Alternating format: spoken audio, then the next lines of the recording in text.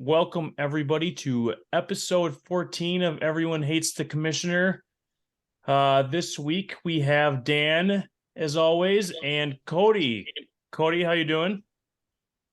I'm doing good. How you doing, Nick?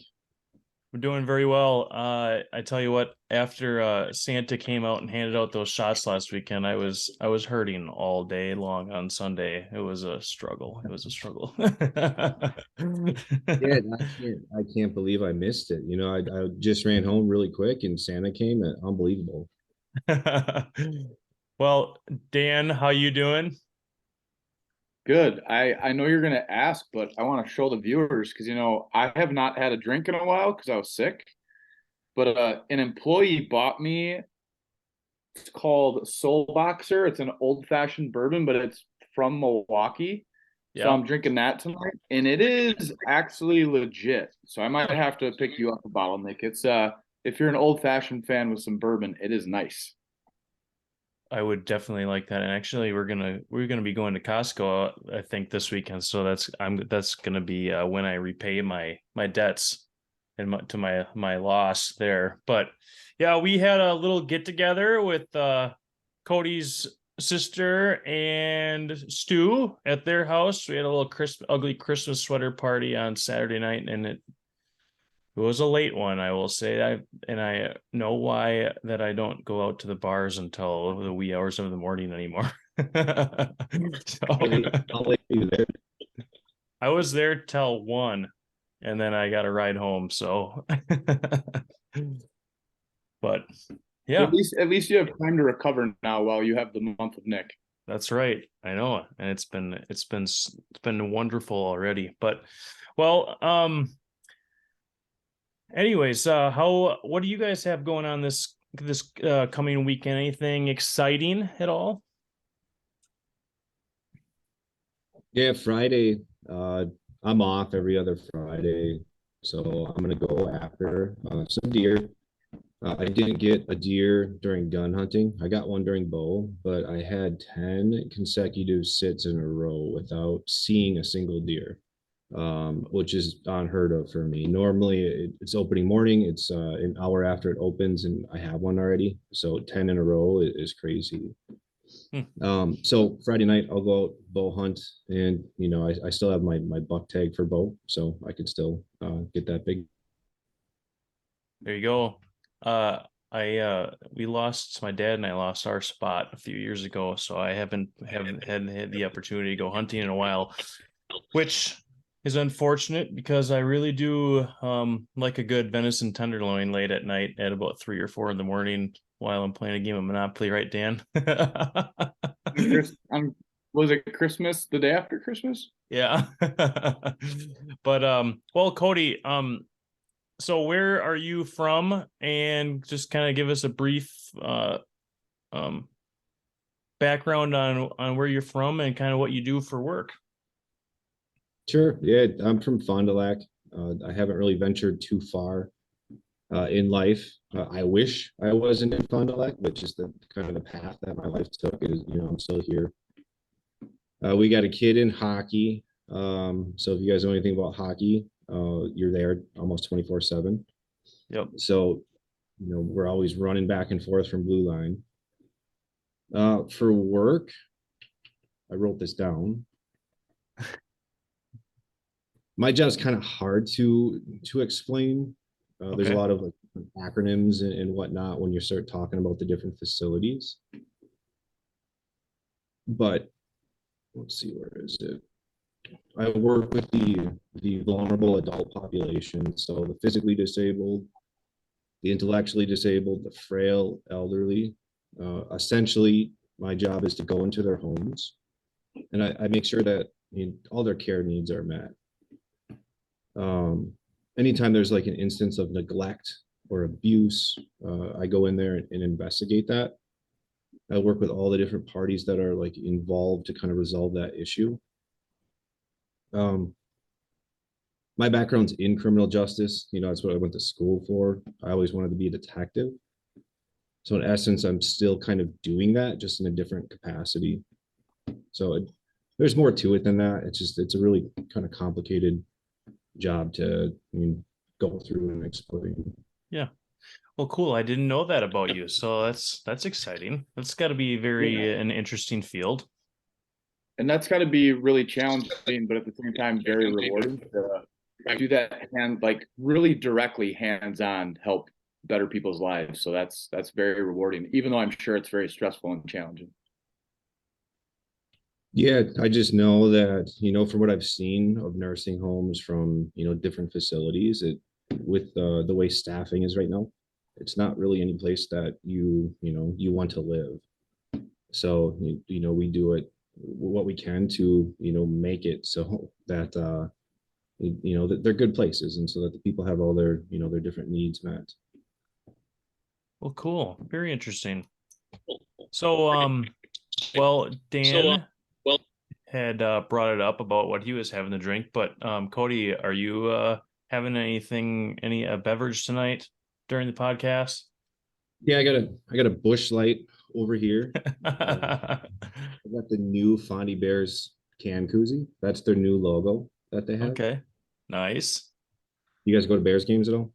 I didn't go to one last year. I wanted to take Monica in the worst way, but it just didn't work out. But we're gonna have to make sure we go this year because it's just a short walk away from my house. So then you don't have to worry about driving and driving home. So I really enjoy going to the Bears games. So The other thing that I have is Long Branch. I know it's on here. I tried to get the screen fixed, but it's wild turkey whiskey. The whiskeys I drink, I always like this wooden topper because then the plan is once I have enough of these collected, I'm going to cut the corks off and kind of frame them all out into like a board. oh, nice, cool. I like Basil Hayden's, Nick, and you really got me into Basil Hayden's, and we'll probably talk more about that in a bit. But I went Long Branch tonight. Nice, nice. I do have my bottle of Basil Hayden's along, of course. So I did try, and since we don't have a sponsorship yet, I think I'm still able to talk about other bourbons. But so Basil Hayden's is typically, well, not typically, it is a higher rye bourbon. And last Friday night, I picked up a bottle. It's called New Riff. Small batch. It is a small batch, but when I saw it was either a single barrel or a small batch. But anyways, I saw on there that it was a high rye bourbon, so I was really excited to try that. And sure enough, you can definitely tell the similarities between Basil Haynes and that New Riff. So that's a good one too. But I've only had Wild Turkey, I think, one time, and I believe I was with Dan when I think it was right around my 21st birthday, around there. So I think I stayed away from it because back then I did not appreciate the Wild Turkey at that time. And I remember actually at Grandma's birthday party out at the park, Dan, when you turned 21, I remember you getting a bunch of those little shooter bottles of Wild Turkey. So, but sweet. How do you remember that? That was like 70 years ago. I know. Oh, I remember that. I remember that day pretty well because I got my ass in some big trouble there. So we don't have to get into that. But anyways, well, Coty, how do you I guess how do you I know this season for you is technically over, besides, I mean, that you're in the toilet bowl, so you're in survival mode here, but how have you enjoyed your experience on Sleeper and in your, I believe this is your first Dynasty fantasy league, am I correct? Yep, it is my first Dynasty League and my first PPR league. So, both of those things were new to me this year. I did look it up, and I'm the number 4 for Dynasty teams right now. So Okay. I'll take that. For as bad as a season I had this year, I'll take being number 4. Yeah. And side note, I am your number 1 fan right now. I would love for you to win this week because you are playing against Emily and I have her first round pick. So if you want to do me a favor and win this week, and then you can just, root for me the rest of the year, that would be great. And I would be very appreciative. And hint, hint, you have an empty spot for your kicker. Don't forget. Sorry, Em. Yeah, that's when you were talking about the toilet bowl for us. I guess I thought that the loss to regular season for the losers was already like the loser, but we're doing a little playoff for the bottom six teams. Yep. Yeah, because I already went into, take people that I don't need on my team and pick up some good rookies. So I guess I'll have to get a kicker. Yeah. Yeah, because so this will help determine the draft order for next year. And also remember, if you lose the toilet bowl, you have a punishment. You have to pay for the beer, I think, for next year's draft party. So you don't want to lose. And again, please win this week so then you don't lose. And then my first round draft pick from M gets better. So go Patrick Mahomes this week. So, Cody, how do you like the sleeper app? And then after that, I guess I'm curious on how do you feel about PPR? Yeah, the sleeper app, when we first had it, I hated it. I've only had ESPN that, and I've done Yahoo before too, but mainly just ESPN.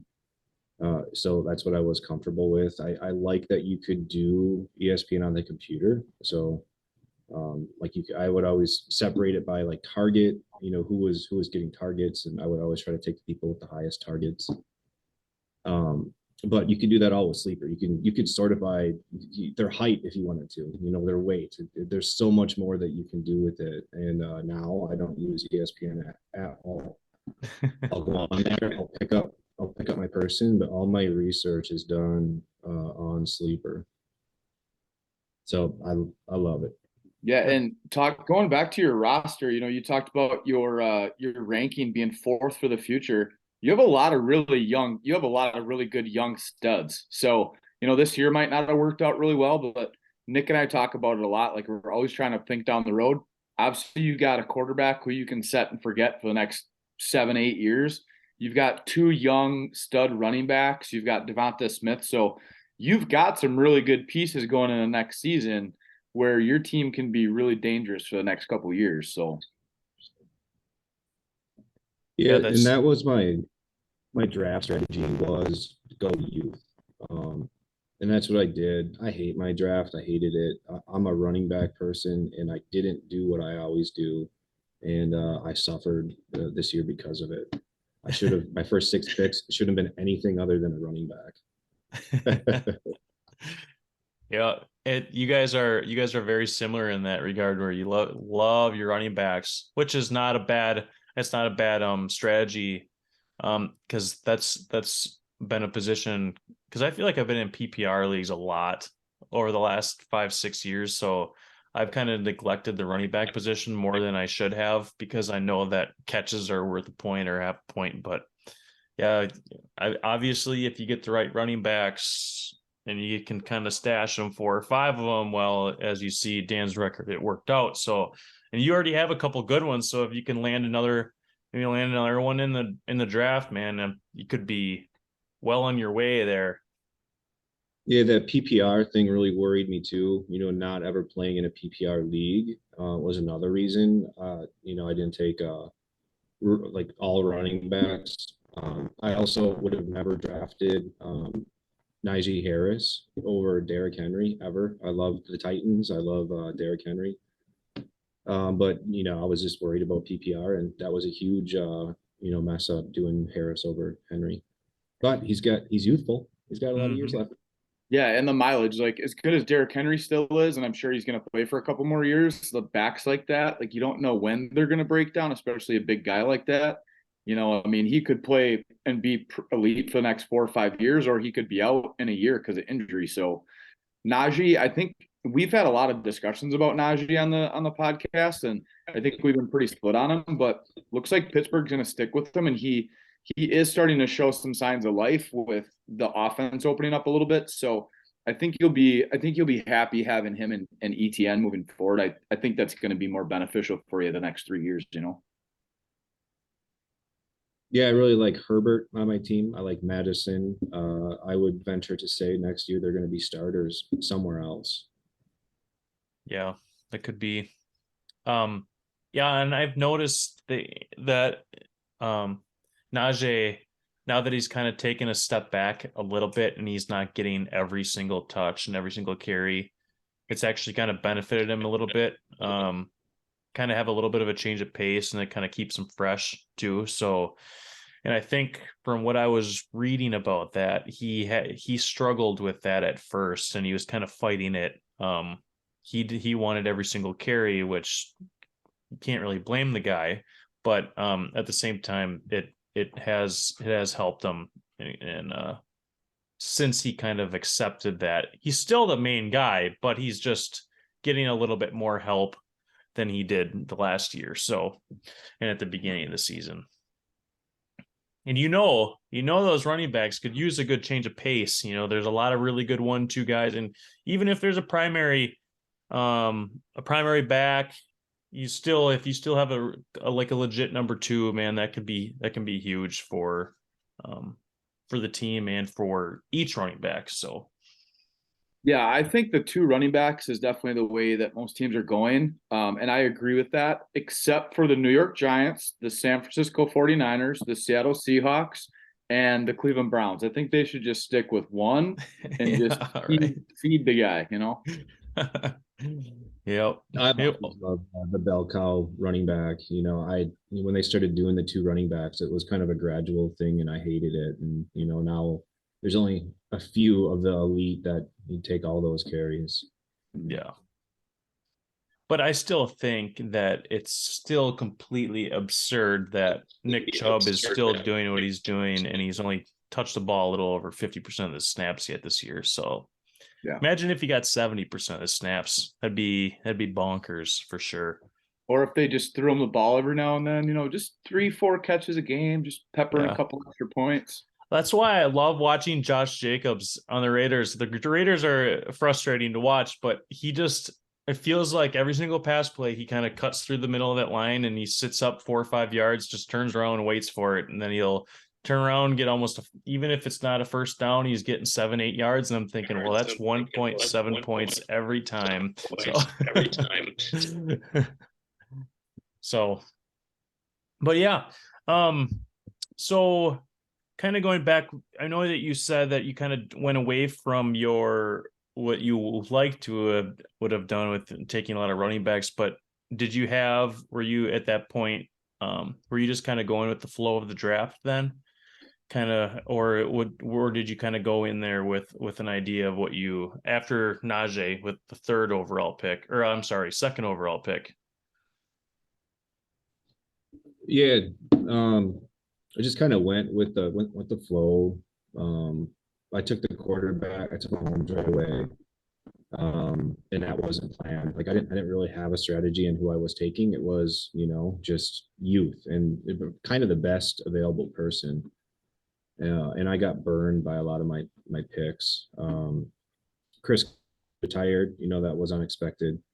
When we drafted, he was going to be the star back there, and then with his, I think it was his neck injury, retired. So that was a big loss. Yeah, it's crazy. And again with the youth though, and yeah, I mean Patrick Mahomes taking him in the second round, it's questionable, but I mean now you got teams like myself that don't have a quarterback or really I have no idea what I'm going to do next year, especially now with Kyler Murray tearing his ACL. Quarterback in Dynasty, if you have a guy that you can just set it and forget it and not worry about it, he's going to get you 20 to 25 every week. It's kind of nice. Yeah, I think that the only two, I mean, you didn't draft bad. It was just Antonio Gibson obviously was tough, but your wide receivers that you drafted are playing really well. And then, yeah, the whole Chris Carson. So, I mean, you had a good draft. It was really just Gibson and then Carson's retirement. But I mean, the rest of your team is solid and also solid for the years to come. So I don't think you had a bad strategy at all, kind of going with the flow, especially picking on the end with you were pick 2. So you have that huge gap, in between those 2 rounds. So it kind of makes it tough sometimes because you don't really know who's going to be available the next time around. Yeah, Antonio Gibson, that he was a huge bust too, and that was my pick.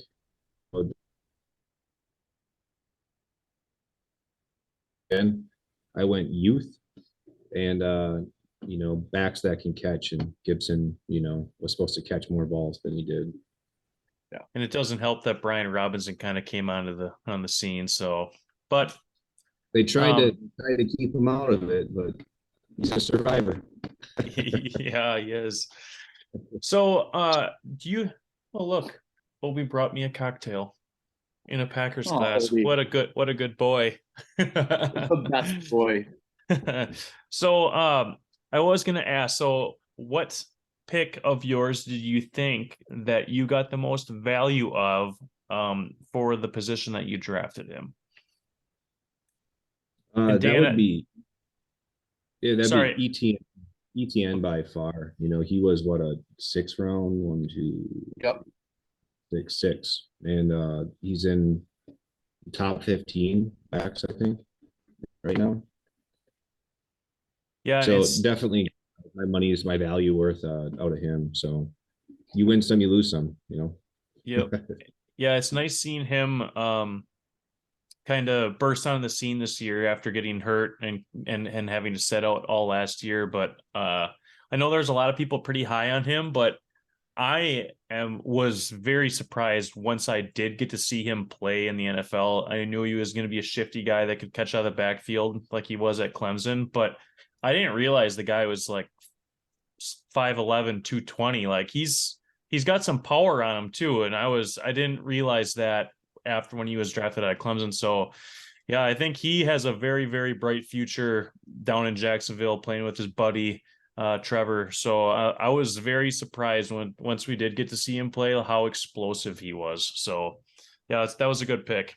Dan, what about you? What do you think your best value pick was? Tony Pollard in the 8th, and everybody gave me a lot of shit for it. I knew I wanted to draft him. I just didn't know when.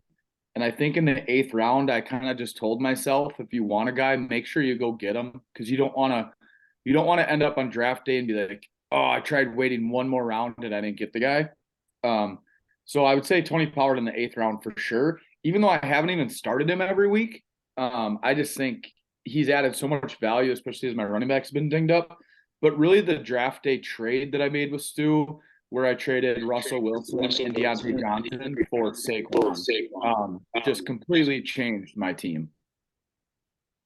Yeah, I would say so. Gosh. Usually any trade that you make with Stewart is going to benefit your team. You'd think he'd stop trading, but he did. A couple of them did turn out well for him. I think that Jonathan Taylor trade, well, I still give John a hard time about that, but I tried to and he wouldn't take my offers, but I really made a big push for JT. Yeah, I did too. I sent him an absurd trade. I think there was like, I wish I could pull. I don't have it on my phone, but I think I screenshotted it and sent it to Dan. But maybe when I get back, I'll dive back into that. But I think I offered like 7 or 8 pieces, including draft picks for JT, Trevor, and George Pickens, I think. But there was like 2 to 3 first rounders. There's studs all over. Just, it would have been an amazing fucking trade, but he settled for Stewart and just 2 first round picks. So I really wanted those first round picks, and I had just traded mine away to get DJ Moore, which is probably a mistake too. But so I was trying to get a first round pick back in order to complete the trade with him, but Stu beat me to it. Yeah. Well, if DJ Moore gets a quarterback, though, that guy is elite. He just needs a goddamn quarterback to throw him the ball. He's only 25 years old. He's easily a top 10 or 15 wide receiver if he has a consistent quarterback. So again, yeah, right now you might be like, I'd rather have that first. But if they find a quarterback, he's a solid player. Yeah. Yep, I agree. Yep. And who knows? I mean, what's going to happen with the Panthers in that where they're going to end up in the draft, and they could snag one of those top few quarterbacks. Didn't they take one though? Didn't they take they took Matt Corral, did they not? Mhm. and is he hurt or something? Because Yeah. okay, is he out for the Yeah. year? Yeah. Okay, so maybe they But do won't. you Maybe know they'll. a name that was rumored last year before the draft that I think should happen? Jordan Love was mentioned to Carolina. And did you see that Jordan Love just requested a trade? He told I think Rappaport that if Rodgers comes back next year, he is going to request a trade from Green Bay. I did not see I that. don't know if that's confirmed, but that's what I read on Monday. Can you blame him though? You know, Oh, no, no not one, at all. no one But works if there. I'm Green Bay, if he wants out and if we really don't think that he's a real deal, and I think they realize that he's not, I think he would be a good solid backup quarterback. But if they know he's not and they can somehow squeeze a second out of him, man, take that second rounder, in my opinion, and bring a guy like Kurt Bankert back, just to be a backup. And then obviously we're going to have to readdress the QB position in the draft at some point. But if he wants out and we can get some draft capital while he's worth it, go for it. Cody, how did you feel about Jordan Love? I liked. You mean when he was first drafted? How did I feel about that whole thing? Yeah, That was stupid on Green Bay's part, in my opinion. That really pissed off Rodgers. And it was this that happened with Favre. So um as far as in our league, he was a free agent and someone scooped him up. I think it was when was Rodgers hurt briefly or something happened, and then he yep. was scooped up like right after that. And I think everyone was like, "Oh my God, we totally forgot about Jordan Love." And I don't know, remember who he ended up on, but Jake picked him Jake. up. Yeah, yep, And Jake's quarterbacks are rough. yep, yep. I got but it. everyone in our league carries like 5 quarterbacks on their team, and I've never understood that. I only have one. I have two now, but But we don't all have Patrick Mahomes, Cody. true, I guess. I tell you what, I'll trade all 5 of my quarterbacks, some good ones, for Patrick Mahomes. And I messed up again this year because I dropped Justin Fields, I think in week 5. I didn't see the value of holding a guy that I wasn't going to start when he wasn't performing. And I just needed more bench depth. So I dropped him. And then it was like a week after that, he started going off and started doing good. And I wouldn't start him over Mahomes ever.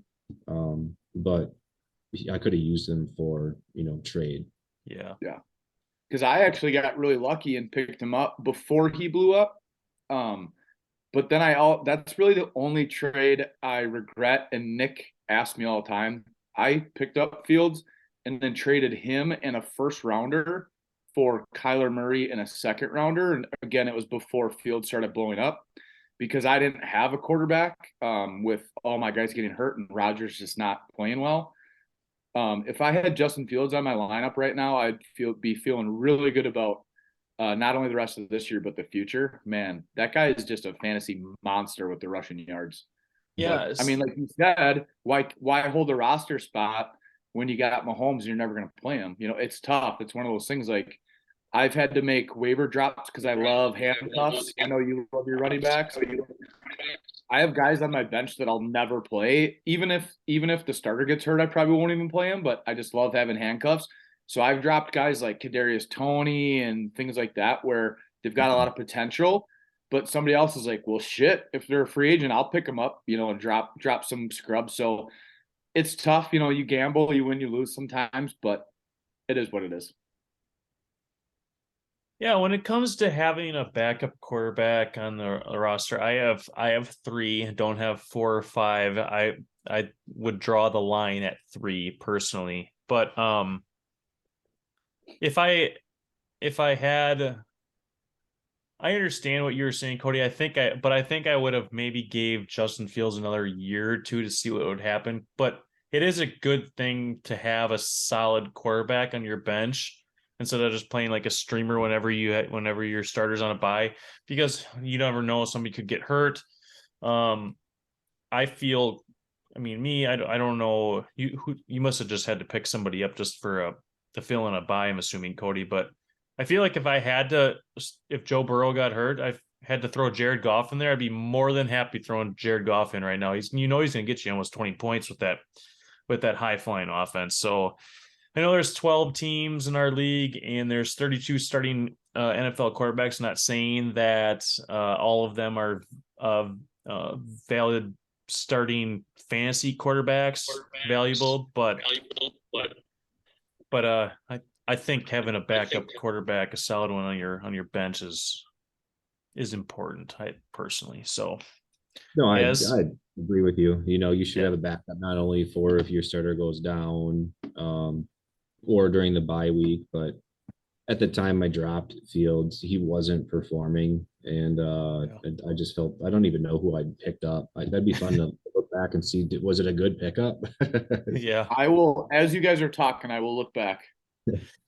Well, But what else do you think? What else do you have some more thoughts on the league in general, Cody? I think I probably reached out to you because I'm in your league, which Mhm. I'm in the playoffs in as well. I think I've been in the playoffs every single year since I joined your league, which I've been very grateful for that. But how would do you have any other thoughts kind of on the sleeper or dynasty league at all? Yeah, you're running a phenomenal league, Nick.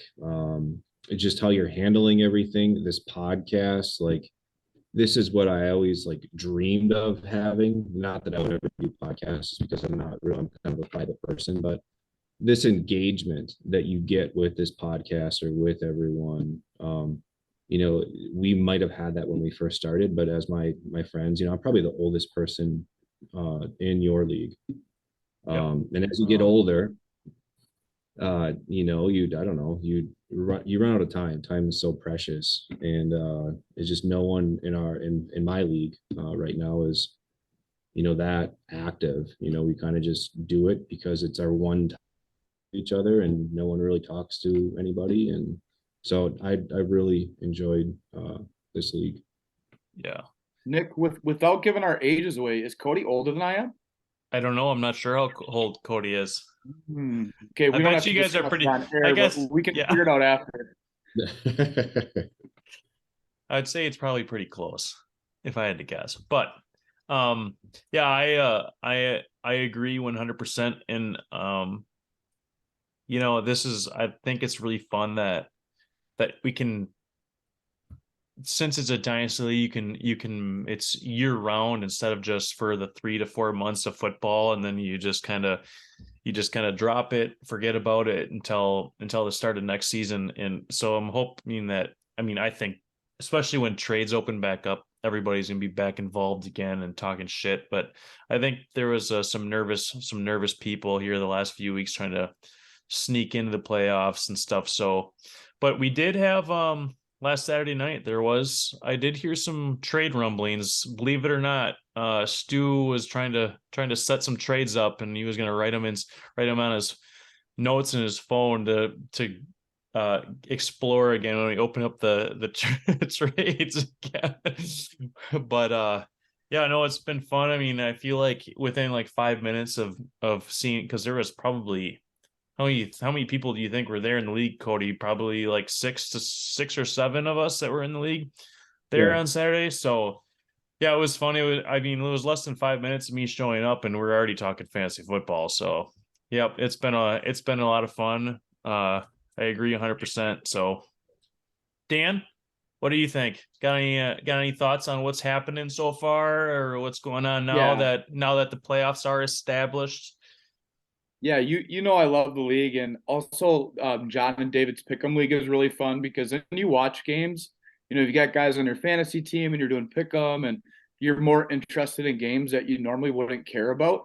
And I think it just makes you a smarter football fan because then you understand teams that maybe don't follow or watch. And since I love football, it just makes it really fun. And I love doing the podcast and all this fun stuff and all this Stu's trades. And Cody, you were doing trade grades there for a while and then you stopped. I loved seeing that on like Wednesday mornings when we would get Cody's trade grades in the chat. That was really fun. So We're gonna You know, have to bring you back as trade grader when we bust out the trade again in when the draft rolls around. There we go. I actually think that's a really good idea of a new segment. Even if it's just brief, every single trade, Yeah. Cody, give us a grade, and even if you're not on that week, we'll put it on the screen. Cody's trade grade, see what he gave each team. That'd be a really good Yeah. segment to throw on there. I agree. Every week that could be like the set weekly segment with like Obi's picks. Yep, The and only problem with that is it's a full-time job with Stu in this league. yeah, that's true. True. That's very true. So, well, talking about Obi's picks, maybe we should dive into that, and then we'll talk some more NFL. I agree. Oh, Yeah. you weren't kidding, were Forgive me you? for the small, but I'll hold please. I'll make sure. Yeah. So again, Welcome for everybody to week 14 of Obi's Picks. We have a divisional matchup this week with the Seattle Seahawks and the San Francisco 49ers. Obi, you're not doing too good this year, but there is always next year. So let's see who you got tomorrow night. All right, buddy, come on. Come here. He's going with the Seahawks. Interesting pick, Obes. I apologize. It's the quality wasn't as good. Like I said, I told you guys my phone is at the shop for the next few days, so I'd had Is that to a flip use phone? Monica's. But I said, was that a flip phone? no. But there is Obi's paw of approval on the Seattle Seahawks. I don't agree with you, buddy, but I think that this could go to a 6-game losing streak. Well, but we shall see. We shall see. What do you guys think? Honestly, I mean, I think this is a game that Seattle could surprise some people. Seattle's been surprising people all year. I mean, if Jimmy G was still healthy, I think the obvious pick is clearly San Francisco. Brock Purdy looked really good last week, but with Debo going down and Purdy, who knows if he plays, if he struggles a little bit. Seattle's got some firepower. I definitely am leaning towards San Fran, but I think it could be a pretty good game tomorrow night. What do you think, Cody? I want to say the Seahawks, but I like them better than the 49ers, but I think the 49ers are gonna pull out the victory. Yeah, I just feel like if you had to put, even with Brock Purdy as a quarterback, I feel like if you had to put money on an NFC team right now, I probably would put it on the Niners. I'm not saying that was really a statement win beating Tampa Bay, because Tampa Bay struggled all year long, but you throw in a guy that was the very last pick of the NFL draft and against the GOAT, and just to kind of pretty much shit all over him. I mean, don't get me wrong, San Francisco's defense is remarkable, but I feel like Kyle Shanahan doesn't matter who I feel like it's just a foolproof system. It doesn't really matter who he's got at quarterback. I mean, look what they did to us in the NFL or NFC Championship last year, sorry, was it? No, it was the divisional game. They only threw the ball 8 fucking times, so it didn't matter who he had back there at quarterback. So I feel like that guy, that coach, I think he could be. I mean, not if we're not talking Bill Belichick, because he's probably the greatest coach of all time. But if we're leaving him out of the conversation, I'd probably put him up there at a close number 2 at the best coach in the league right now. So yeah, I'm gonna go with Kyle Shanahan, and we're gonna ride the hot hand in Brock Purdy here is what I think is gonna happen tomorrow night. So And it'll be interesting too with Debo going down. I never root for people to get hurt. I like Debo, but I think that's going to increase George Kittle's usage quite a bit. I'm curious to see if Ayuk gets more receptions. And I think they're already utilizing McCaffrey as much as they want. I don't think they want to give McCaffrey 25 touches a game. I agree. I don't think that's a great idea just to keep him fresh, but it'll be curious to see what they do to replace Debo, because that's that wild card spot. So whether that's a little bit more use check out of the backfield at fullback, or if they have another wide receiver, and I feel bad, I don't even know who their other wide receivers are. But then I think Kittle, who's started to pick it up a little bit, and with a young quarterback, they tend to gravitate towards the middle of the field because it's easier throws. So I think George Kittle's value is going to go up here the rest of the regular season. Kenneth Walker coming back this game. He was injured last game, so he'll be back. And Geno Smith has been playing pretty well. Yeah, so, he has all year. All year he has. So Cody, since we were just talking about trade grades, I do have since Dan was just talking about George Kittle. Do you remember the trade that I made with Brian? Because you actually commented on it, that you and I asked you straight up that last Saturday night. So were you giving me a shit? Maybe it wasn't you, maybe it was somebody, but I think I asked if you were giving me a hard time. What's that? Yeah, we talked about it. Yeah, so I drafted George Kittle, and then about a week before the deadline, I sent him over to Brian for a 2025 first round pick. You had sent a message, and Bo sent a message about that I should have shopped him around a little bit more. What would be your grade on that now? And were you just stirring the pot when you sent that message out, Cody, or were you serious that he could have that there could have been more on the table? I would have gave you every first round pick for the next 3 years for him, but oh, bullshit. No, I think he would. It's hard to tell who 2025 is so far away, so it's really hard to tell what value that's going to hold.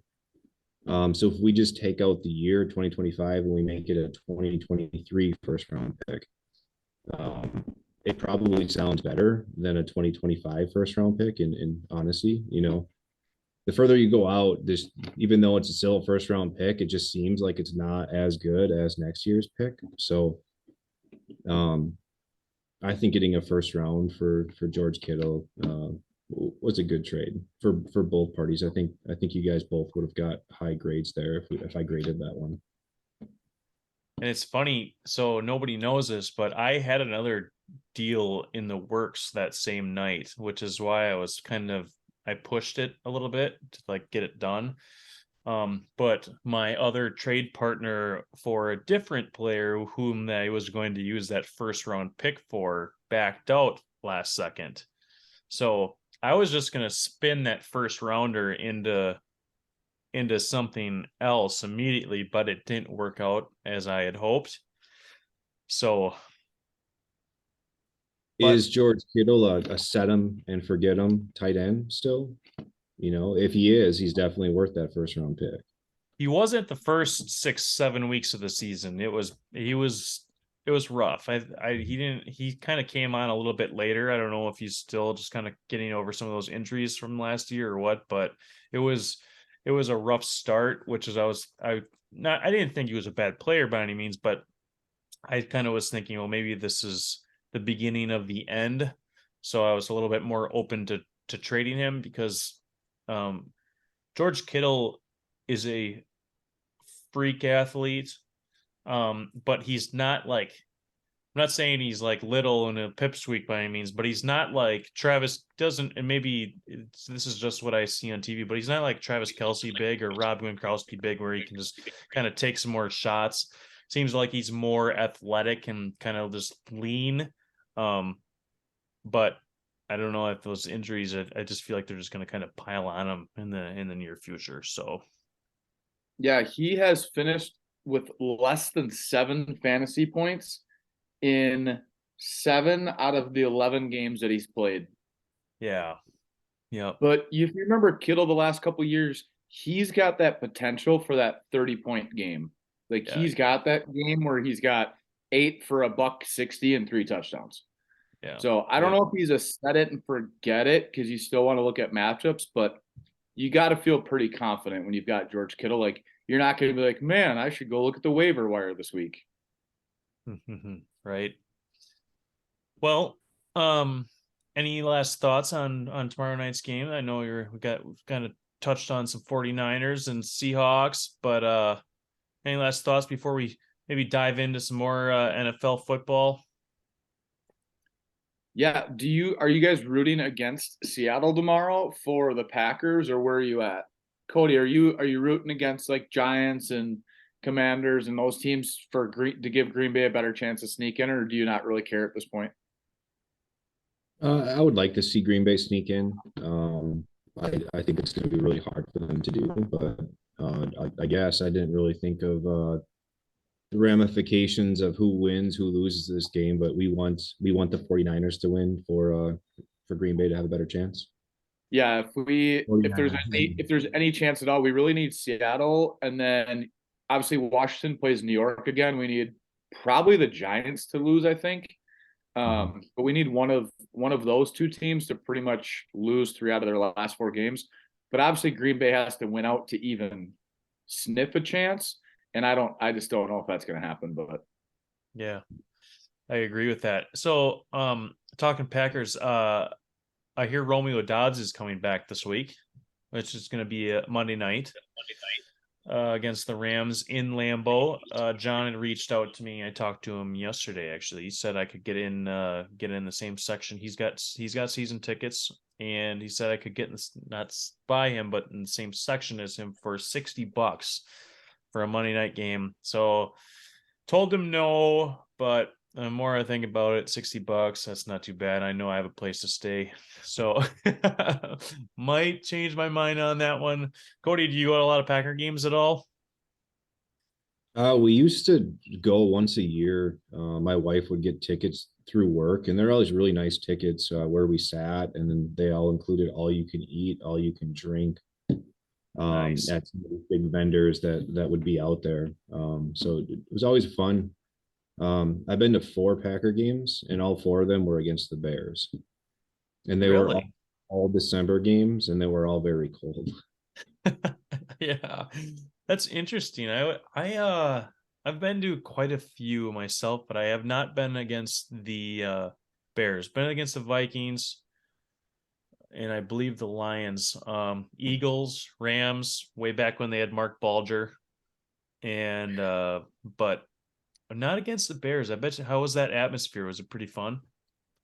Yeah, it's always fun. You're guaranteed to hear the Bears still suck as you walk out of the stadium.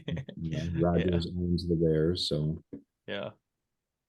Well, what do you guys? How do you guys feel about this Packers matchup on Monday night? It's they came out with they beat Las Vegas last week. I believe they were playing the Ram or they played last Thursday night. They snuck one out. I went to bed at halftime because I thought the Raiders were just going to ground and pound the rest of the in the second half, but that didn't really turn out as it planned. So do you think even though the Rams are really beat up at the wide receiver, quarterback, just offense side of the football in general, do you think we're going to be, I mean, we should win, right? But we should have won a lot of games this year. So do you how do you feel about this game on Monday night? Dan, what do you think? yeah, I think we're gonna win. I just don't think LA has enough. But I thought that last week against the Raiders, but I don't think we're as bad as the Raiders. I think the Raiders are probably the most underwhelming team for the talent they have right now this season. But it'll be interesting because one more loss and we're out. So I think with Dobbs coming back, this is going to be more so a game for Gutekunst to really put the gas down with LaFleur and see what we have and what players we need to plan on having. Not necessarily for the rest of this year, but who we're going to re-sign. Are we going to give Lazard a contract? Are we looking at the old line? So I think we're going to see all of our key players playing as much as we can down the stretch, more so for the GM in the front office to figure out our future. So if we can't beat a very, very depleted Rams team when it's win or you're out for sure, then it's gonna be tough looking forward to the next season. Cody? I don't know. Did you guys watch Baker Mayfield play last week? The guy was off the chart. So Yeah. can he do it? Probably not. One thing I really like about Rodgers is that he like crunch time, he's always really fired up and he seems to be at the top of his game. So I'm banking on that Monday night. So that's a really interesting thing that you said, Dan, there. And while you were talking about that, I started thinking of a really good question in which we could spin this a lot of ways. So right now, if you had to pick, well, okay, if it was, I guess maybe not right now, but we could play that would you rather head coach versus GM right now? Because GM, you're always looking ahead, right? Always. You have to. You don't have a choice. Otherwise, you get your ass run out of the league, right? Where coaches, your job is to win the next game in a week. So I think we could really turn that into something on this podcast, maybe we can do it right now. But would you? I think Dan, I think I already know the answer to this. You're already moving on to next year because you've told me that we can't lose to the Bears. But if we did lose to the Bears, our draft pick is gonna be a lot better. But how would you like that? What would you prefer to do if you were in the Green Bay Packers shoes? Would you prefer to like be a GM knowing that, hey, I got some tough decisions to make, or would you rather be the head coach like with what you've got?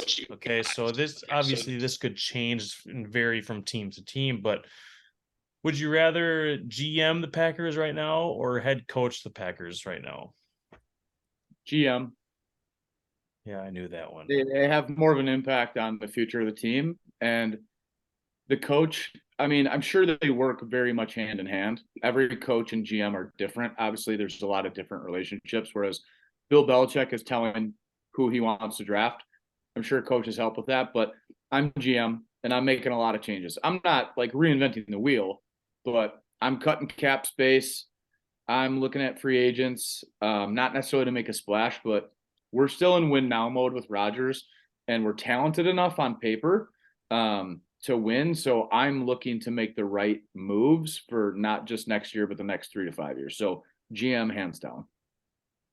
Cody, how do you think you would do with that? Do you prefer to look down the road, or are you looking to just to win the damn game each week? Yeah, if we're spinning this into like our fantasy football teams, would you rather be the guy that drafts the entire team and then is responsible for dropping people and picking them up, or do you want to be the guy that sets the lineup every week? And I would rather be the guy that, drafts everybody and picks up people and ensures that you have good quality players. So I would go with GM here as well. Okay, so one more question off of that is, what do you do? Let's just say Watson's not going to have a Watson game because at some point he's got to come down to earth. Okay, I don't want him to come down to earth. I want him to score 2 touchdowns a game for the rest of his career. Don't get me wrong, but he's going to come down to earth at some point. And let's just say he has an average game and Romeo Doubs has an above average game. Do you bring back Lazard next year? I mean, are you even interested in Lazard next year? Because what he's probably going to be, I mean, look at what MVS brought in. Granted, he's different. He's 6'4" and he runs a 4.3 40. He's a little bit different than Lazard, but you're probably going to have to pay Lazard $10 to $15 million next year. Just kind of seeing what's going on with the market. Do you bring Lazard back next year, or do you let him walk? That's a loaded question because I need to know the price tag. If you say we could re-sign Lazard for 3 years at $10 million a year, I'm bringing him back. If he wants 5 years, 75, thanks, man. It's been real. And I hate to say that, but That's what, as a GM, you have to take the emotion out of it. But do I want Lazard back? Yeah, I do, because we need consistency. Randall Cobb is not going to be playing much longer.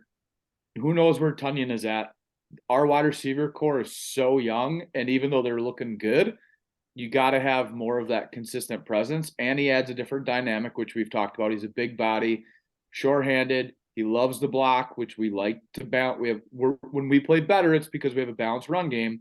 So I'm absolutely trying to bring Lazard back, but I'm not paying him elite wide receiver money. Mm-hmm. But elite wide receiver money is a lot different than elite running back money.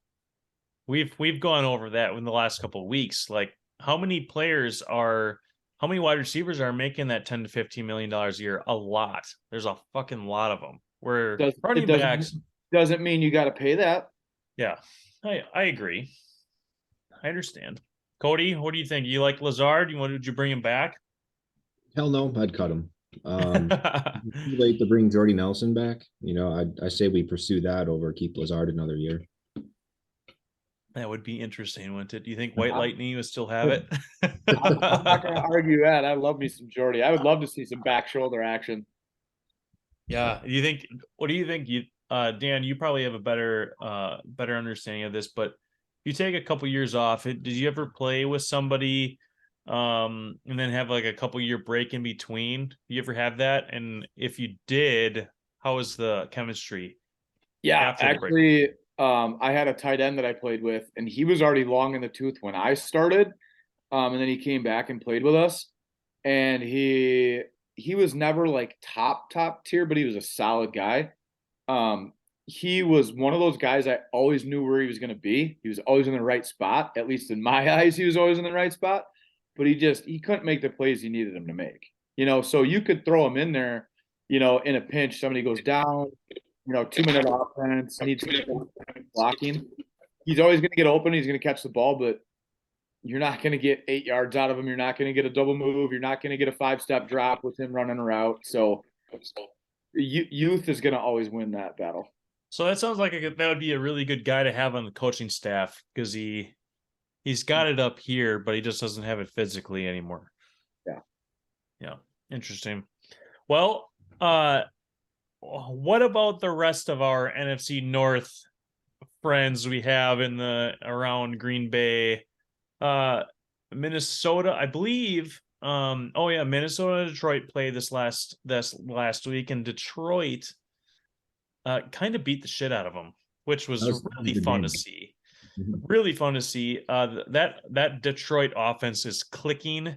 Jameson Williams made his first catch, and it coincidentally was the first touchdown of his career as well. And that looked more like a broken coverage than his athleticism winning there. I'm not saying that he's not athletic. He's very athletic, but that looked more like a bust on defense to me. And I don't think Chicago played last week, or did they? Should have. I don't think they did either. But, well, what do you guys think about the kind of how this NFC North is going to play out the rest of this year? Cody, why don't you start this time? I think we're safe to say that we're going to have a better record than the Bears. We play one more time, right, this year? Yeah. No, not the. No, we played the Bears twice. We beat them 2 times. We have the Lions and the Vikings yet, though. The Lions look good. The Vikings look good. If we're playing them once more each yet this year, those are going to be tough games for sure. Where are they? Do we know? I mean, home or away? Well, we're going to be home against Detroit and home against Minnesota. Home against the Rams, at Miami, home against Minnesota, at Detroit. Oh, we were in Lambeau when they beat us, when the Detroit beat us? I thought we were in Detroit that time, but interesting. Oh, yeah, opposite, sorry. Home against Minnesota, at Detroit. Okay. No, home, sorry. Home and home. Okay, that's what I thought. I thought we were in Minnesota in week 1, and I thought we lost in the Ford at Yeah. Ford Field. But so we have 3 out of 4 remaining games are at home. Well,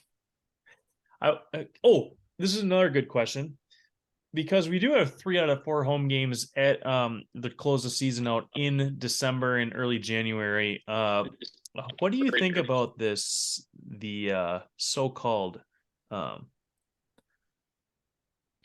like the frozen tundra, and that the Packers love it cold, and it's like a home field advantage in December and all this. Do you buy into that bullshit anymore? Dan's already shaking his head no, because it's clearly not. But I mean, you think? I mean, I understand mentally you think it'd be an advantage, but looking at our record the last few years, it's not working out. But what the hell's going on with that, Dan? It's an advantage. Don't get me wrong. It's an advantage, but nobody wants to play in that shit, dude. Dude, you know how hard it is? It's hard enough throwing a football. You know how hard it is to throw a football when it's fucking rock hard and you can't feel your hands? Yeah. Dude, it sucks. Only psychopaths like to play in that kind of weather. So Like, do so you? you'll have some linemen, and linebackers that are gonna love it, but those skill guys, they don't want to be playing in that shit. No way.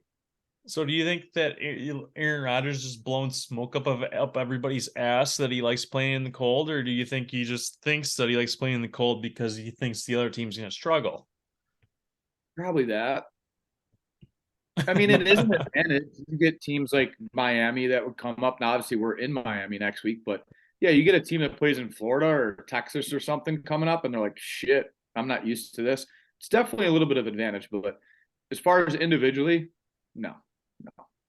Cody, you've been to all December games against the Bears. Do you think that we have home field? Do you think that's home field advantage being in the bitter cold?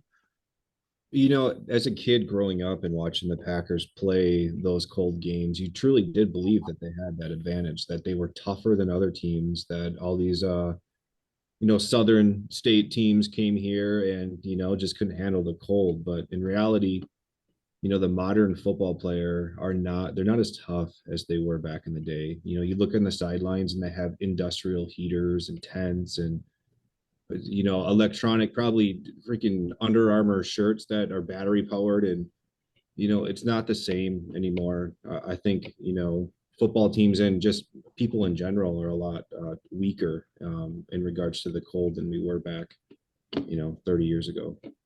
Not to mention it seems like they each have their own individual assistant on the sideline holding onto their coat. And the second they step off the field, they're going to wrap them up in it.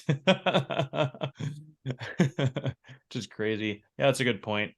Cold games are definitely fun to go to if you guys haven't been to one. It's already really tight in Lambeau. And when you're talking about all these 300-pound guys, like having these big burly jackets on, it gets even more tight. You can't even, there's no room there, but it's a lot of fun to stay warm. Yeah. Dan, have you been to a cold game in Lambeau before? I saw Barry Sanders' worst game ever when I was a kid, when he got held like 3 yards and froze my ass off. I don't remember how old I was. I think I was like 7 or 8. And I remember my sister got beer spilled on her and it like froze. It was so cold and it was just miserable. I loved being at Lambeau, but dude, it was like 20 below. It was a nightmare. As much as I love going to Lambeau in the frozen tundra, I'd rather watch December games from my couch. Yeah. Yeah. So I actually went to a game with our other cousin, Jordan. It was against the Vikings in week 17, and whoever won that game won the NFC North. And I don't know if you guys remember, that was about 5-6 years ago.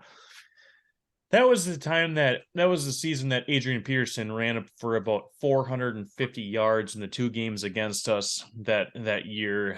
And well, I kind of gave it away of what happened because he ran for a couple hundred yards that day, and that was brutal. Vikings fans suck in person. They suck really bad, and it sucks even more when it's a Sunday night game that got flexed because it was deciding the NFC North and it was colder than shit. So been there, done that. But yeah, I don't know what it is, man. I know a lot of people that are Bears fans. I think they're just habitually in like they're just defeated at all times because the Bears have just sucked for so long. But Vikings fans, man, there's something about them. They're tough. They're tough to deal with. So, well, hey, why don't we get into some predictions? Do some locks and some upsets, and then we'll do some players of the week, and then we'll wrap this bad boy up. Yeah, so Cody, if you want to start us out, week 14 had some pretty big performances by some players we haven't seen break out this year. So, but you may have a familiar face on our podcast. So, who did you have for your week 14 fantasy player of the week? I had Josh Jacobs, That's right. and the reason why he had 27 carries, 99 yards, and he left the field to go back to the locker room to get x-rays on a broken finger and came back and had all those carries. That's pretty impressive, Josh Jacobs. Yep. I like that pick, Cody. I like that pick a lot. and that is because, like as Dan said, he is a familiar face on this, but it's nice to see that, you know, for once it wasn't me that was taking him. But well, I think I went with maybe you can dive into this. We can dive into this later on, but this is up there in one of the best fantasy performances by a tight end probably ever, with 11 catches, 160 yards, 2 touchdowns. Not to say that Travis Kelce hasn't had himself a couple of good games here, but I don't know if he had 162 yards and 11 catches. But that was a hell of a game for Jacksonville. They beat the shit out of Tennessee, which I think was the first time in 8 or 9 seasons that they had beat them at home. So that was exciting for them. I really enjoy watching the Jacksonville Jaguars kind of on the upswing. It's really fun to watch. Yeah, I think that beats out when Kelce had 7 catches and 4 of them were touchdowns, but he only had 25 yards. Yeah. Yep, absolutely. So All right. Cody, what do you got for next week as we get into fantasy playoffs? Who do you have predicted to blow up this week? I have Derrick Henry, who was stuffed by the Jaguars last week. And normally he eats them up, and they did a really, really good job stopping him. But Dan, what were you going to say? I'm sorry to interrupt. No, you're good. He actually had 121 yards, but he was stopped for the most of the game. And the weeks before that, he had 30 yards and 38 yards. So I think teams are starting to figure Tennessee out. Obviously, everybody knows that they want to run the ball. But the Chargers had a really good game plan this last week when they won. But that run defense on the Chargers is highly suspect. And obviously, it's a must-win, not a must-win game, but it's a very important game for both the Titans and the Chargers. And you know that Tennessee's going to want to come out and just feed him and get him rolling. So I really like that pick this week against the Chargers defense that is just getting gashed on the ground.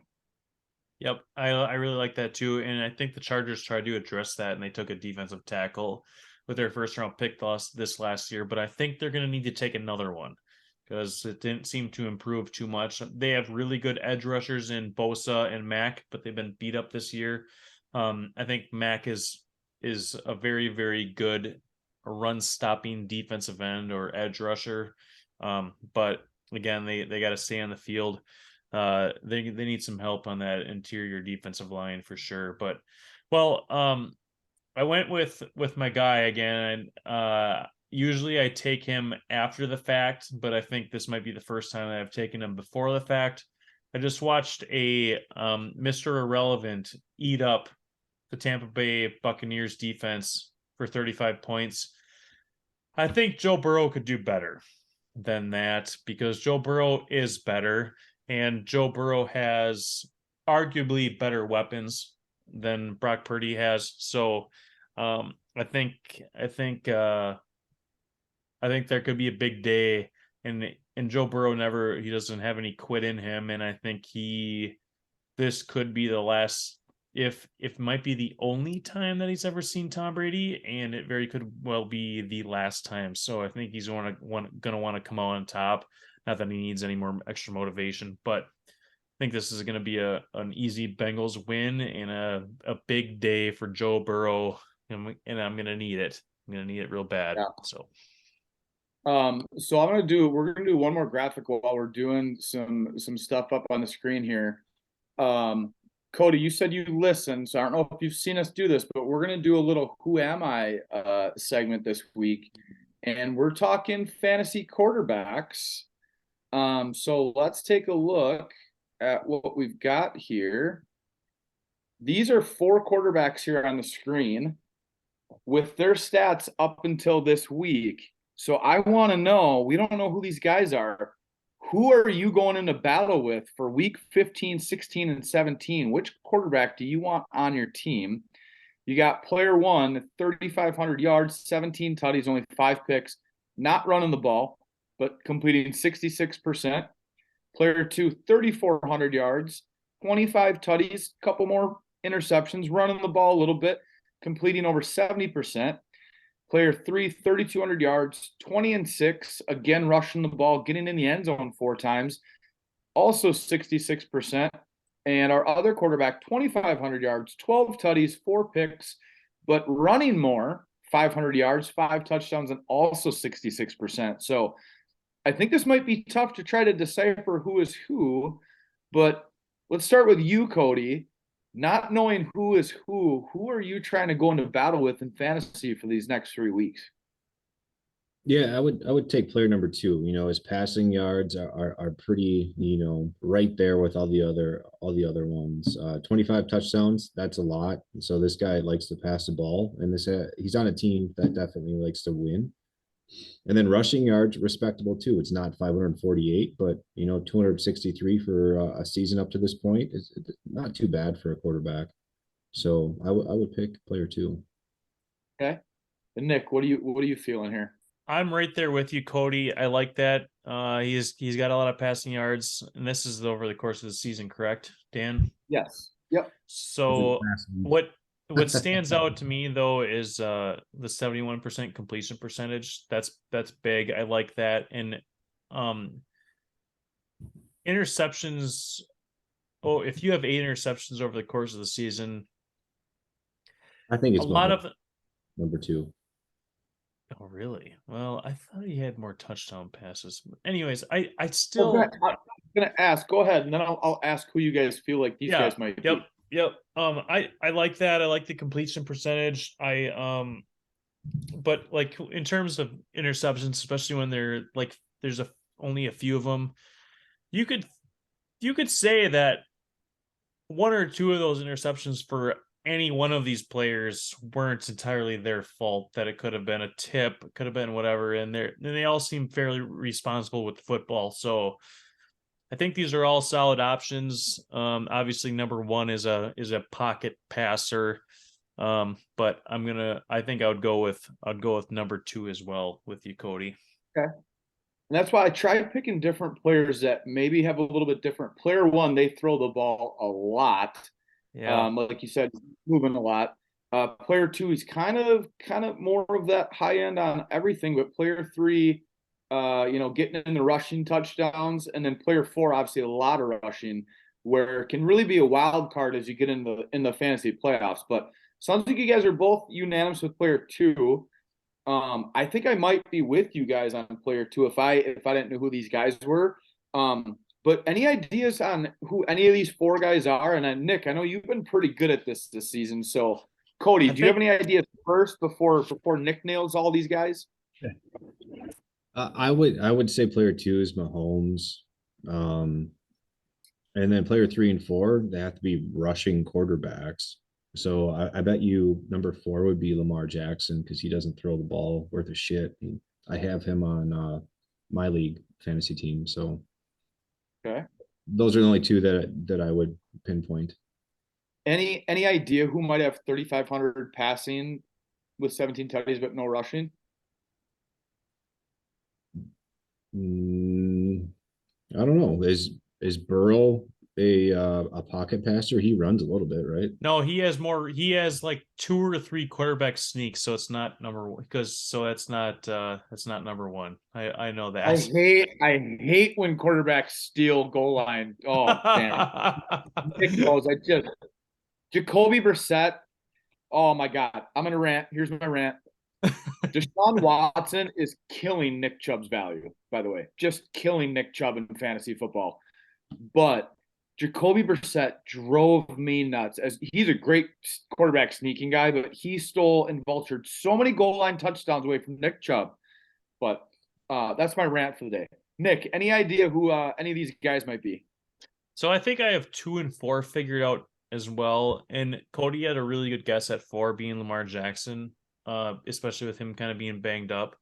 But if I had to bet, number 4, I think is Daniel Jones, because he is athletic and he likes to run. Number 2, I think is Geno Smith. And no boy. Number 1, I got nothing. I want to say through this all through here through what 14 weeks we're in, I want to say a guy that is a strictly pocket passer and has to throw a lot of yards, but isn't a big scorer. I want to say like Davis Mills, because they're always behind. And then 3, that one was tough. Fuck.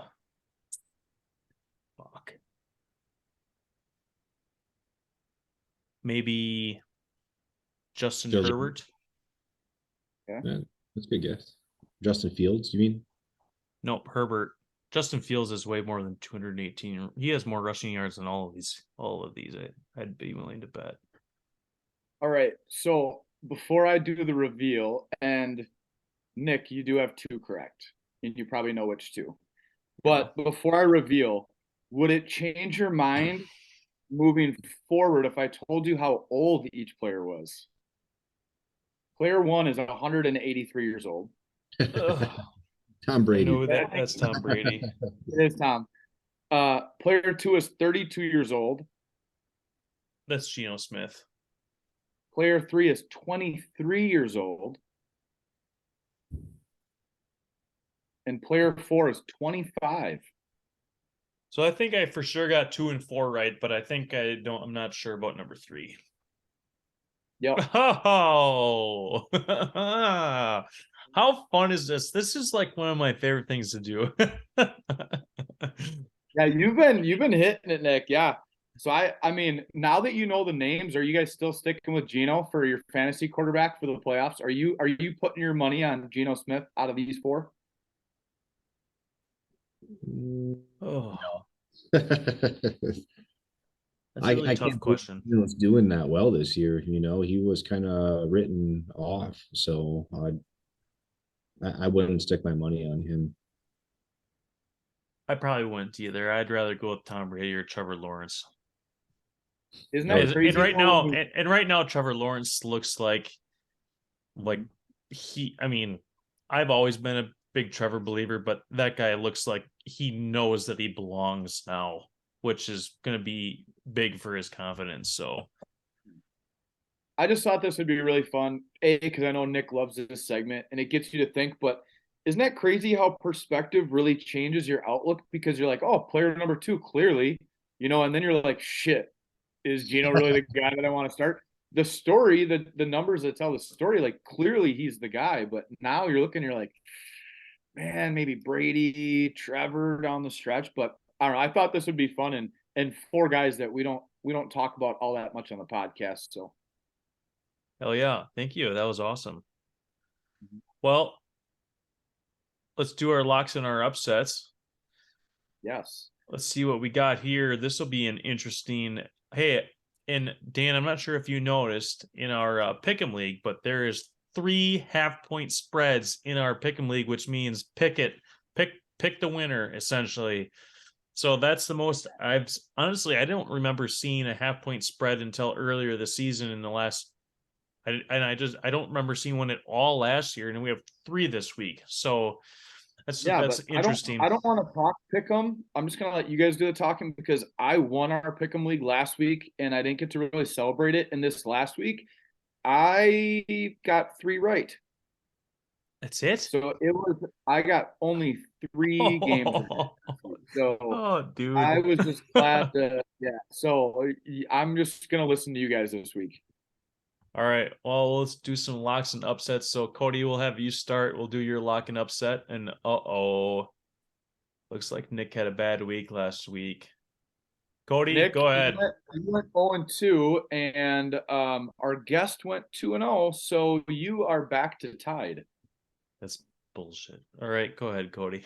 Yeah, I'm going with the Chiefs to be my lock. Number 1, Patrick Mahomes. Number 2, he's playing against the 32nd ranked defense. So that's a lock if you've ever seen one.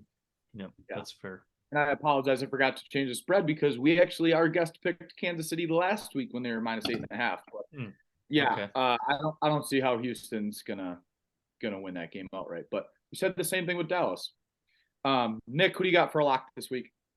I have Philly over Chicago. As we've talked about, Chicago's kind of a shit show. A lot of potential down there, but I still don't think that Philly's the best team in the league.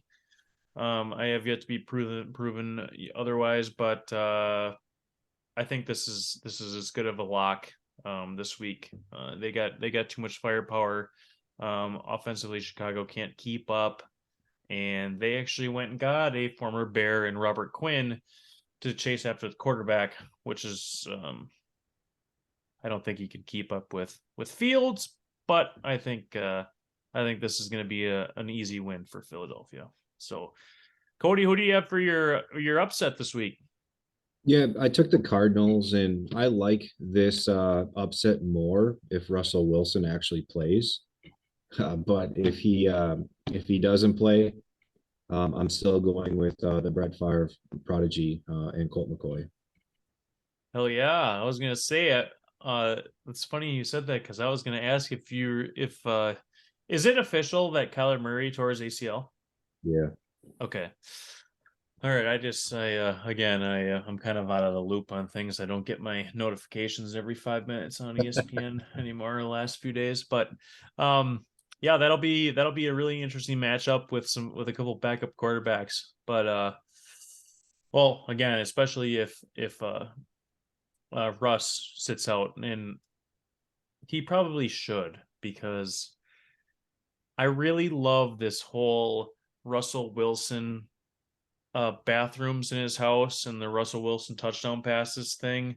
And if he sits out this week, as he should, because it looked like he could barely even stand up, That was and bad. the NFL is all about concussions, right? As they say that they are. So if they are what they say they are, then he should not be playing this weekend. Then that'll be a really good matchup with a couple backup quarterbacks. Nick, did you hear that the NFL is in talks to eject people for committing roughing the passer calls? And there's another one too. There's 2 different things that they're talking about ejecting the player for doing it. Oh gosh. I mean, Did you see the Dolphins Chargers game on Sunday night though? The roughing the quarterback on Herbert. I didn't see that one, no. That was the worst one so far, and that's saying something. The guy hit Herbert around the chest, put his hands down to stop his body weight. I saw that Didn't one. come down on him. It was textbook tackle, like gently fell on him, pushed off the ground, so he wouldn't fall, and they called the roughing. And I've never seen the announcers like more upset. It was ridiculous. And when they threw the flag, I mean, even the coaches were just losing their shit. Mike McDaniels was literally walking on the sidelines laughing. You know how coaches get kicked out of games and managers get kicked out of games in baseball and basketball? If I'm an NFL coach, I'm getting tossed one of these weeks. The calls and the reviews that they're getting wrong, I mean, you said you saw it, Cody. It was a terrible penalty, and it was a game changer because it would have ended the drive when the Yeah. game was still in reach. So yeah, sorry, that was my second rant for the night, but And now they're talking about ejecting, going even further and ejecting that player. That's crazy. Again, I mentioned before about how NFL is not as tough as they used to be. Like this is another big example. We can't even hit each other anymore. But Mhm. same thing with targeting in college. Don't get me wrong. If you're headhunting intentionally, yeah, targeting, toss them. And I know they don't want to add rules in where you have to judge intent, but I feel like when you're talking about disqualification of a player, college or pro, I think you have to look at the intent, like how you're talking about how people might be getting ejected now. Like if that guy would have got ejected for the roughing the passer on Herbert, I mean, the penalty was bad enough. If you kick a guy out of the game in the first or second quarter for a textbook tackle, that's where the NFL is going to start pissing people off pretty soon with these rule changes. As much as I support the whole like keep the player safe, but yeah, it's going to start getting out of hand. Well, I'll just real quick. I'm gonna take Atlanta over New Orleans. I think Atlanta's gonna they're gonna be starting Desmond Ritter, I believe, here for the in the rest of the season, and can see them. You know how you see a spark on some teams with the new quarterback, so I could see that happening against New Orleans. But, anyways, to get back to what you guys were saying, like I agree 100%. I am not entirely opposed to like this whole like 2 unnecessary roughness penalties to be ejected when the like I'm okay with that. But some of these, if it's just a one-time thing, like you said, Dan, like they should take a look at it. Like if there was their intent or was there not intent. Like they start fucking throwing people out of the game for a bullshit call. Like I didn't see that play like you guys had said, but were you talking about? But clearly there was no intent to do any harm there, and he was laying up. Like if they start ejecting people for that, then like you said, the league's gonna have to take a look in the fucking mirror. I understand that you care about player safety, but it's still football. It's still football, man. People are gonna get hurt. I mean, And I get that they're trying to protect their business with the QB, but man, I played QB and I used to just get lit up and I just get back up and play because it's the game, like, yep. and there was times where guys headhunted me and they got penalties. And I feel like the leagues I played in actually did a pretty good job of protecting the quarterback without babying them. Cause like I said, I get drilled. I got ear hold all the time, but I remember one time a guy hit me with his helmet right in my shin. And he got like almost tossed. But he got a penalty. But the other thing too is with these slides, the fake slide by Kenny Pickett in college last year. Now that they have a rule in college football, if you fake a slide, it's a 15-yard penalty. These guys that are getting these roughing the passers on quarterback runs in the NFL is also getting ridiculous because those guys, they slide so quick. And if you get Justin Herbert or Josh Allen running full speed at you 15 yards down the field, and you don't know if you got to hold up or not, because Josh Allen sometimes will just decide to just run you over. Or But jump what if over you. right? But what if he slides last second and you're already going to tackle him and they're calling penalties when the guy's already in the air? So I just again, I get the reason behind it. You can't have your quarterbacks getting hurt or knocked out. The Tua thing was scary. Obviously, Russ was knocked the fuck out. But man, you got to let them play football a little bit. And again, I think the intent's the big thing. Like you see these D-backs coming up, getting called for late hitter roughing the quarterback on a slide, and they're like, I'm just trying to tackle him in the chest, and he goes down last minute. So I think that's something the rule committee's got to really look into to clean up. And they can't do it mid-season. Like Cody, if what you these rule changes that they're doing, like to a point, I understand that they're trying to make the game safer and all that, but doing it mid-season is you gotta take a breather, take a couple days off, and say, all right, let's start watching some film here and figure out what the hell we want to do instead of trying to make a fucking change in like 4 days in between until the next fucking game. Like you gotta. I understand I totally get concussion protocol and you want to protect these guys' noggins. I get it because the CT and all that, but at the same time, you can't make too drastic of rule change in the middle of the season, a couple days before another game. So I don't think they're going to do it the middle of the season, but it's okay, they're going to look into it for sure. yeah, And yeah. the other penalty was defenseless receiver hits. You could get ejected for doing those. Did you guys see? Now that you're talking about that, did you see that Tight that end. touchdown to Devontae Smith? No, I didn't see that one. So he ran a fly on the right side of the field down. It was probably about 40, 50 yards. Corner was under him. He had a step on him. The safety was coming over top, and he was gonna he could have fucking laid him out. And they said if this was 2007, Devontae Smith would have never played football again because that safety would have fucking smoked him. But instead, because he knew he couldn't touch the guy, he came underneath and it actually and took out the corner because he was afraid to hit him. And Devontae Smith, even though these two, you have a corner and a safety coming, to make a play, they both didn't even touch him when he walked in. It's like the ball landed, he caught the ball, and then the safety came underneath because he was too afraid to hit him, and he just walked into the end zone. So that was really interesting because it was a very good point. Like whoever made that comment was speaking the 100% truth. That Devontae Smith never would have fucking played football again had it been 15 years ago. So the problem is though, when it comes to these rules, the coach or not the coaches, the owners are signing off on a lot of these rule changes. The owners are in agreement with all this quarterback protection because they got to protect their $200 million investments. yeah. So you can also point the blame at the owners. And again, we all understand the business side of things, but I don't think they realize how much it's actually hurting the product. I'm not saying go back to the Ronnie Lott days, where people are getting fucking clotheslined over the middle, but yeah, this can't touch him. Is he going to slide? Is he not? Where can I hit? Can't hit him high. Can't hit him low. Can't land on him. Like, how the fuck do you tackle a guy anymore? Like, it's just ridiculous. But then you have no rules for running backs running in the hole, and they're just getting fucking hit everywhere. Like, those hits are more vicious than these quarterback hits sometimes. Yep.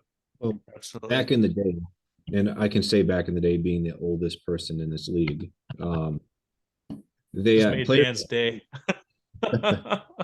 Players got paid, all that money because they were taking these risks. And now they're getting paid, like when you factor in inflation and whatnot, even more money. And it's so safe. Like, I don't know. I miss old time football. I miss football from just like 10 years ago. I thought that was perfect. Like I understand, like you got a little bit more. There's a little bit more protection on the quarterback, but not too much to the point where you couldn't even touch like a finger on their helmet without getting a 15-year-old penalty. People still got hit. I mean, all that. I mean, 10, 15 years ago, I thought that was awesome. The clotheslining. Throw the ball faster. Yeah. Why do you think Tom Brady has survived in this league for so long? Because he gets the ball out fast. There was another game this week. I forgot who it was. A guy ran over the middle, and again, the safety could have just laid him out, and he just kind of wrapped him up and spun him and held him for a second. So he was waiting for the whistle, let the guy go. They never blew the whistle. The guy ran like another 15 yards, and it's like, you can't win. Yeah, it's tough. And then you wonder why these defenders are bitching and moaning. It's hard enough to guard these guys as it is. Mm-hmm. Well, hey, I think that's a really good stopping point. I think we had a really good closure there. I want to ask you guys if you have any more any last minute thoughts before we shut her down. But I think we ended it with some good conversation there. Dan, why don't you start? I just got one more thing, one more slide because but it's quick. It's just more for visual. It is our playoffs for fantasy, so our viewers can see what we got going on. We got our regular season finish with each division, and then we've got our brackets for the playoffs. And what I think is super interesting is we've got 4 matchups this week. And once Coty wink wink puts in a kicker, that matchup is going to be projected within 10 points. Bo and Stu are within 2 points.